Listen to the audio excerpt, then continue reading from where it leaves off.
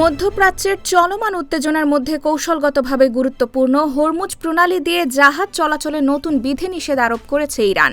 এখন থেকে এই জলপথ ব্যবহার করতে হলে জাহাজগুলোকে আগাম অনুমতি নিতে হবে এবং নির্ধারিত হারে টোল বা ফি পরিশোধ করতে হবে। আন্তর্জাতিক শিপিং জার্নাল লয়েডস লিস্ট জানিয়েছে, ইরানের অধীনস্থ পার্সিয়ান গালফ স্ট্রেট অথরিটি নতুন একটি কাঠামো চালু করেছে।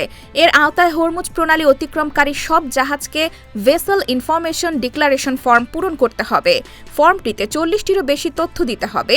এর মধ্যে রয়েছে জাহাজের মালিকানা, বীমা, নাবিকদের পরিচয়, কার্গোর বিবরণ, জাহাজের বর্তমান ও পূর্বের নাম, পরিচয় নম্বর, উৎপত্তিস্থল, গন্তব্য ও যাত্রাপথের তথ্য। ইরানের রাষ্ট্রীয় সংবাদ মাধ্যম জানিয়েছে, হরমুজ প্রণালীর ওপর সার্বভৌম নিয়ন্ত্রণ প্রতিষ্ঠার লক্ষ্যেই এই ব্যবস্থা নেওয়া হয়েছে। একই সঙ্গে ইরানের সেনাবাহিনী হুঁশিয়ারি দিয়ে বলেছে, যারা তেহরানের বিরুদ্ধে মার্কিন নিষেধাজ্ঞা মেনে চলবে তাদের জন্য এই প্রণালী ব্যবহার কঠিন হয়ে উঠতে পারে। এরই মধ্যে ভারত ও পাকিস্তান সহ কয়েকটি দেশ ইরানের সঙ্গে আলোচনা শুরু করেছে যাতে তাদের পতাকাবাহী জাহাজগুলো নিরাপদে চলাচল করতে পারে।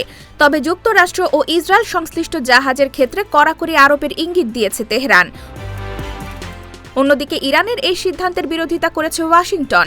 ট্রাম্প প্রশাসন আন্তর্জাতিক জাহাজগুলোকে টোল না দেওয়ার আহ্বান জানিয়েছে। পাশাপাশি বাহরাইনের সঙ্গে মিলে জাতিসংঘে একটি প্রস্তাব আনার উদ্যোগ নিয়েছে যুক্তরাষ্ট্র, যদিও রাশিয়া সেই প্রস্তাবে ভেটো দেওয়ার ইঙ্গিত দিয়েছে।